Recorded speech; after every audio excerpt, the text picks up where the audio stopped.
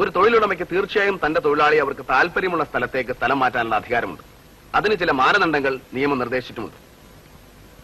അവയെല്ലാം കാറ്റിൽ പറത്തി നിയമം സ്വന്തം താല്പര്യങ്ങൾക്ക് വേണ്ടി വളച്ചൊടിക്കുമ്പോഴാണ് അയാൾക്ക് കോടതിയെ ശരണം പ്രാപിക്കേണ്ടി വരിക. 3 മാസത്തിനുള്ളിൽ 6 ട്രാൻസ്ഫർ.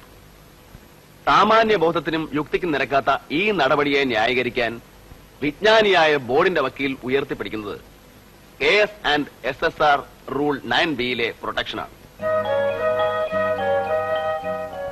ഇവിടെ എന്റെ കക്ഷി സ്പെഷ്യൽ ട്രെയിനിങ് കഴിഞ്ഞ സബ്സ്റ്റേഷൻ മെയിന്റനൻസ് എക്സ്പെർട്ടാണ്. അദ്ദേഹത്തിന്റെ വിദഗ്ധ സേവനം 3 മാസങ്ങൾക്കുള്ളിൽ 6 സ്ഥലത്ത് വേണ്ടിവന്നിരിക്കുന്നു അത്രേ.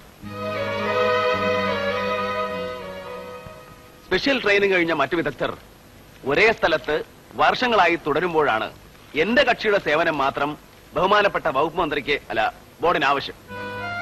ഇത് തികച്ചും ദുരുദ്ദേശപരവും അന്യായവുമാണ്.